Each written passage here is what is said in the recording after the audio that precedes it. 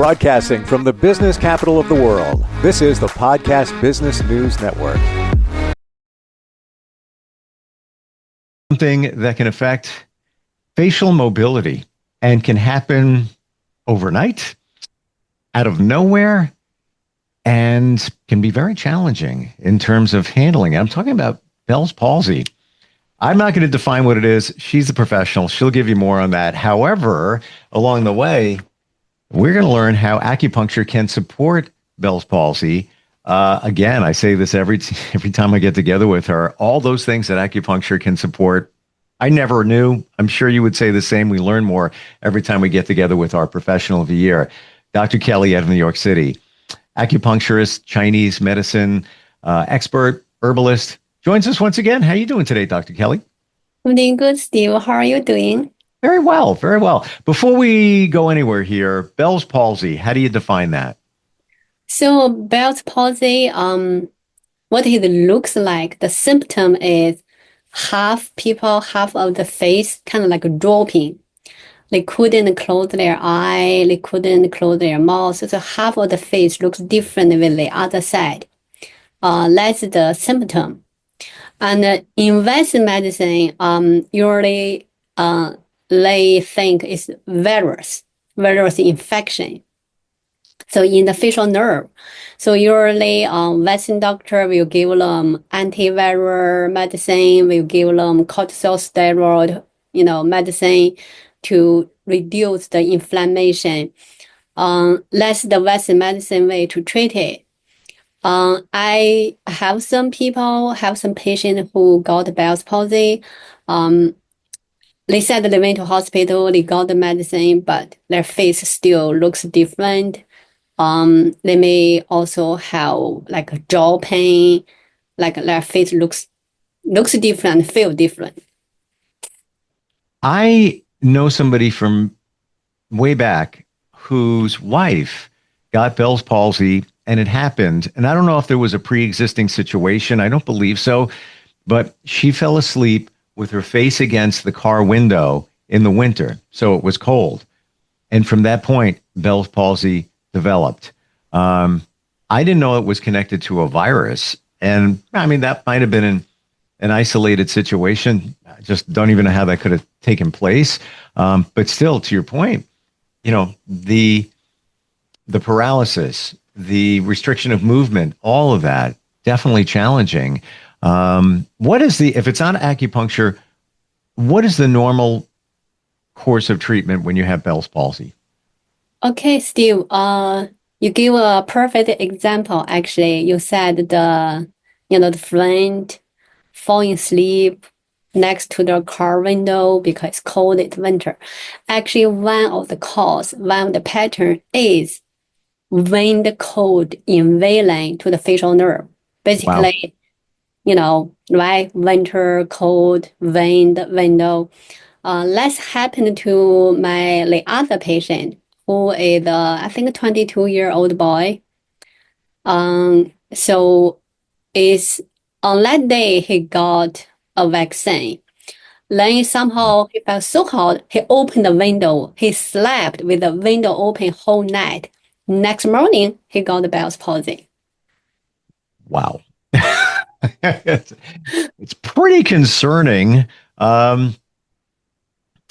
So once that nerve is affected, or the nerves in your face from the cold, how do you undo that? If it's not acupuncture, what would take care of that? And is that also a virus situation, or that's just something that's affecting the nerve?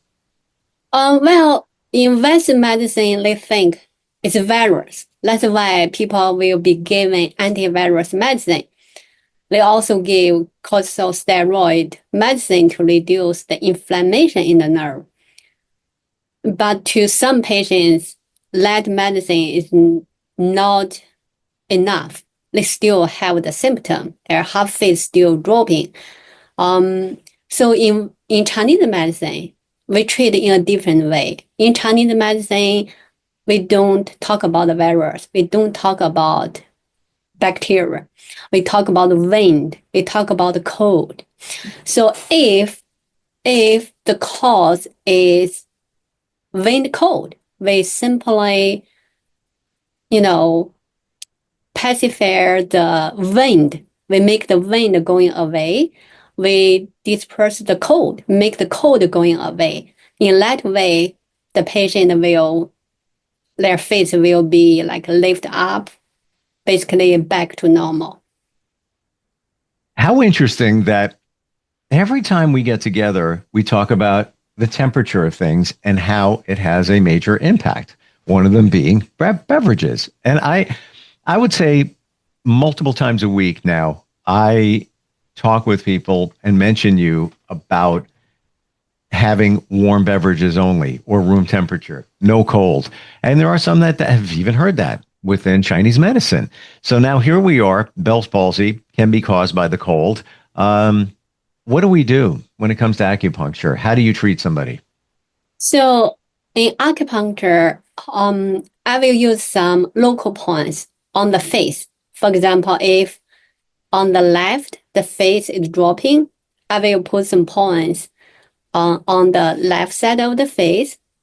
So, of course, we can talk about the channels, right? Because on the face, there's stomach channel, there's large intestine channel, there's small intestine channel. We put the points on the face.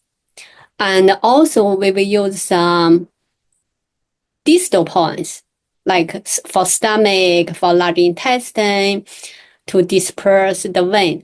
Usually patients have an underlying condition. Like, for example, some people may have like very weak stomach spleen underlying before they got the Bell's palsy. It's like if you're strong enough, even you're exposed to a person who got like COVID, you may not get affected because you're strong enough. But if you're weak, you already have a weak spleen or weak lung, you may get affected easily.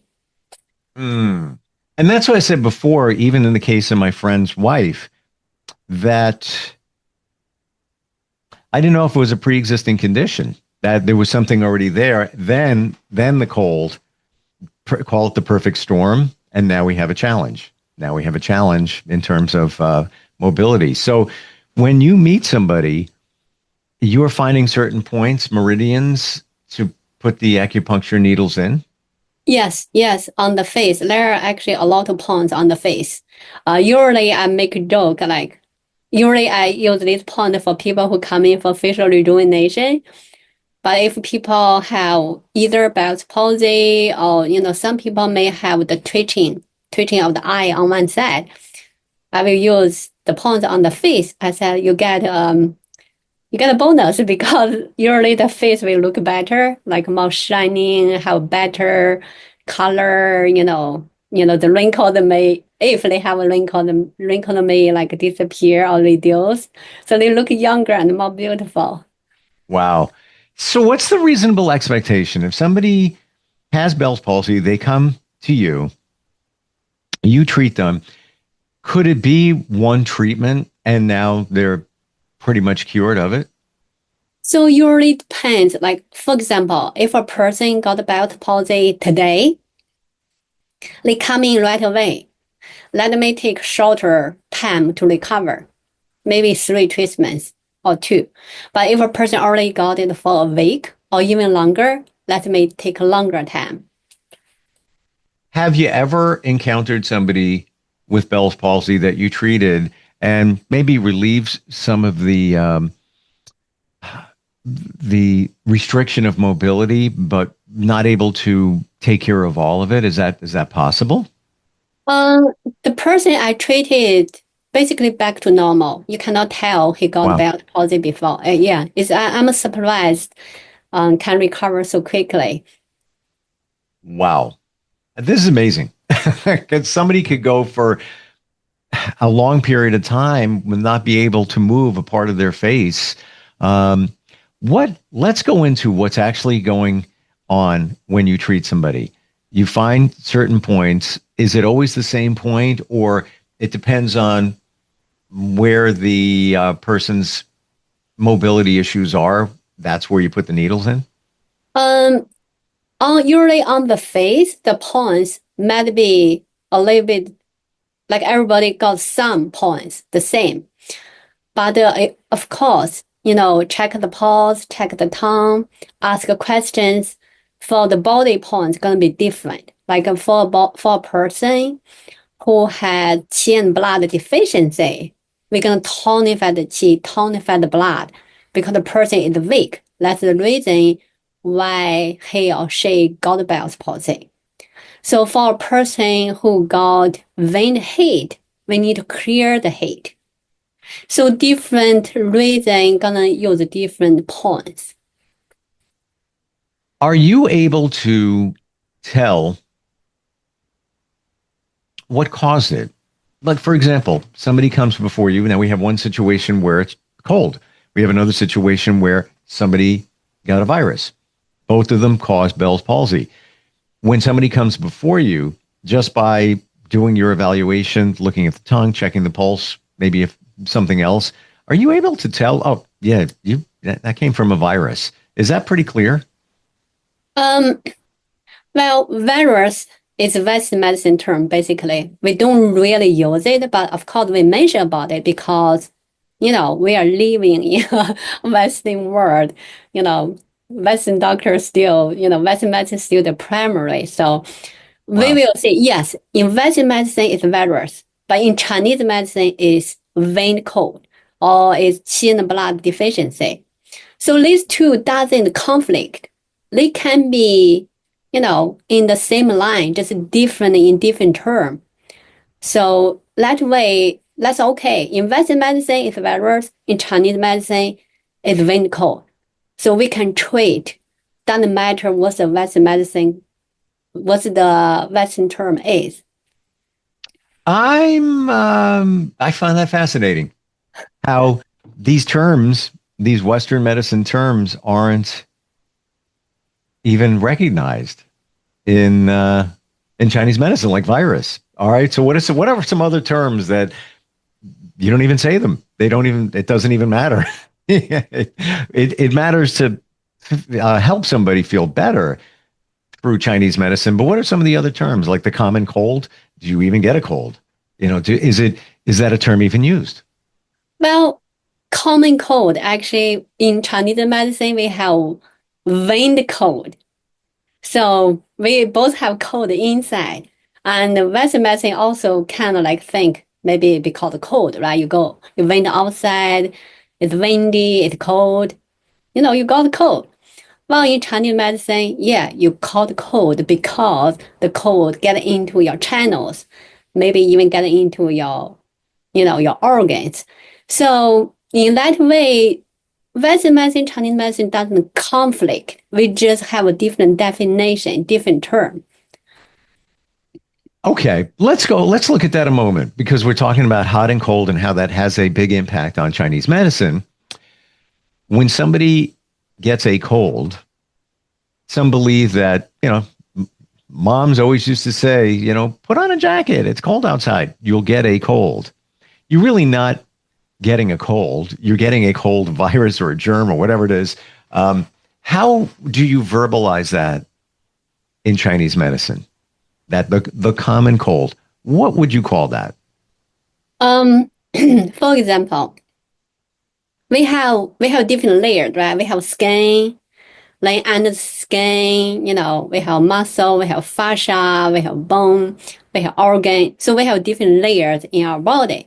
So in Chinese medicine, basically when you got cold, the cold basically first went into your skin, then went into another level below the skin. We call it kind of like cutaneous.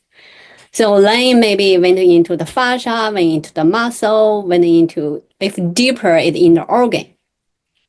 So in this way, if it at the beginning, usually the cold not into the organ yet, it's a superficial kind of.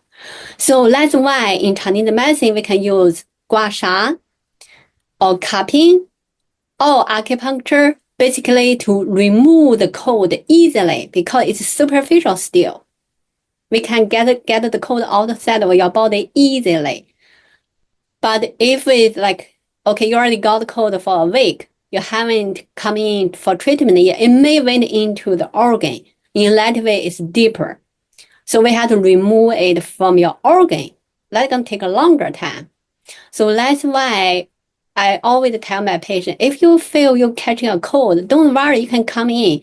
I'm not worried I'm going to got it from you because I don't really think it's because, oh, you got a virus, you got bacteria, you can pass down to me because I'm strong enough. I don't worry about that. That's the kind of a Western term. But in Chinese medicine, you just got cold.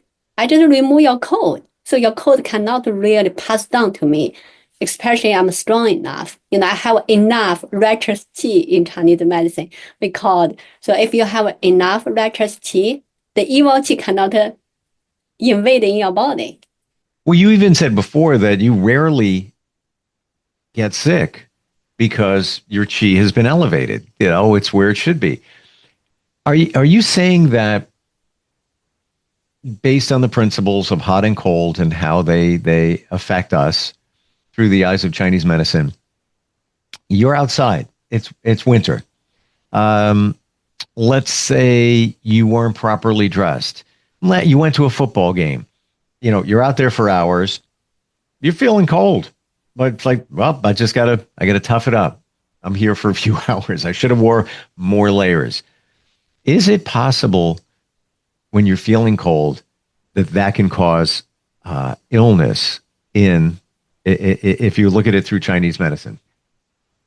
Usually, yes. Like if you, for example, if it's winter, you sit on the ground, you may feel cold, right? Because winter, it's cold, you sit on the ground. Yep. If you feel cold, that usually means the cold maybe already get into your body. But if at this level, you quickly get back home, for example, you can drink some ginger tea, hot ginger tea. You get rid of that cold right away. You may not even really get a cold. But if you didn't, you may really gonna get a cold. I'm going to share something my mom used to say all the time when I was a kid, and I want your feedback. I would be on the ground, and she would say, don't sit on the ground. You'll get a cold in your stomach. Is that possible? Sitting on the ground can cause you to get ill? Yes. Actually, that happened to a lot of people. In the winter, for example, they just so tired, they just sit on the ground, they don't care. Then after they got back home, they got cold. Like I mentioned, if you like drink some ginger tea, like sweat, when you sweat, you mean you get rid of the cold. That's why in the summer, people should sweat. Because when you sweat, you get rid of the cold you may caught in the winter or in the fall. But now in the summer, everywhere has AC. Nobody is sweating anymore. So you cannot get rid of the cold. If you have some cold in your organ, in your body, deep inside, if you sweat, you can get rid of it. But if you don't sweat, you cannot.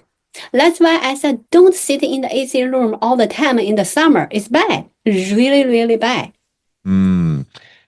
Is it a good thing to sweat? Like if Yes. it is a good thing. I mean, of course, not like huge sweat. That's not good either, right? Chinese medicine always talk about the balance. We don't talk about, oh, sweat is good. So like I had a patient, he was in the sauna for like half an hour or maybe even longer because he was there, like another person went in, they talk, they forgot about time. After the person get out of sauna, he almost passed out. Why? Because it's too much heat. He sweat too much. So that's why I said, always be balanced. Cold is not good. Too hot is also not good. In balance, you can sweat a little bit, but of course, not too much, not too long time. Like if you sweat for 5 hours, of course, it's bad. But if you only sweat for about half an hour, I mean, if you're strong, you're healthy, that is good. You can get rid of some cold, but not too long. Like sitting in the sauna for more than 15 minutes, I don't recommend it to anyone. Wow. And you've said that before about air conditioning not being good for us. And I don't like it. I would rather be warm. I would rather live every day. This is just me. 85 and humid. I'm fine with it. I love it. It's all good. Being cold is not my thing. even if you're in the car and there's, the AC is on, it's like a little bit, draft. I'd rather just open the window or whatever it might be. Wow. Anything else when we're talking about Bell's palsy, anything else that you want everybody to know in terms of that treatment, all of that? So, acupuncture can help. Of course, their herbal formula can help, but doesn't matter herbal formula. Acupuncture get in treated as soon as possible. I'm not telling you don't go to the Western doctor. Go. You can go there, like take the antivirus medicine, take the whatever cortisol steroid the doctor gave to you. But at the meantime, go to a Chinese medicine doctor, get acupuncture, get herbal formula. In that way, you will recover much faster and sooner. If you don't, you may, I saw people got Bell's palsy for many years. Their half face still looks very different with the other side. Quite amazing. I've learned so much from you, and even just the understanding of acupuncture supporting this. For many, they don't even know where to turn when Bell's palsy presents. I bet you acupuncture is probably the last thought that somebody even has to fix a situation like that. Dr. Kelly, you're in New York City. Obviously, acupuncture need to be on site. You can support through Chinese medicine, consultation, even herbals and all of that, virtually anywhere. But what starting point, what's the best way to find you? They can call me 347-885-1865, or they can go to my website. I have a form they can submit on www.kelly121acupuncture.com, or they can send me email info@kelly121acupuncture.com. Truly appreciate all the insight that you provide. And you make it easy and clear. I mean, this can get a little, woo, if you will, in terms of how this all works. But back to the beginning, this has been around for hundreds, if not thousands of years. This is how people healed, and we're still talking about it today. Thank you so much for being here once again. Really appreciate it, Dr. Kelly. Thank you, Steve. We'll be right back.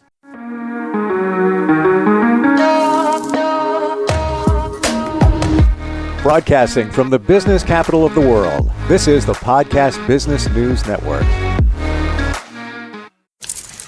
Let's go inside the mind of a 10-year-old.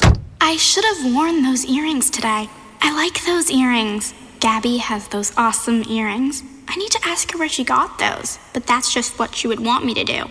I'll have Michaela ask her for me. Buckle up, Sarah. Yeah, but then Michaela will be like, why don't you just ask her yourself? That's just like Michaela. Sarah, buckle up. Michaela's such a great name. I wish I was called Michaela. There's like a dozen Sarahs in my class. Hey, we're not hitting the road until you buckle up, honey. Oh yeah, seatbelt. I forget sometimes because my brain is like busy, you know? I wonder if there's pizza at school today.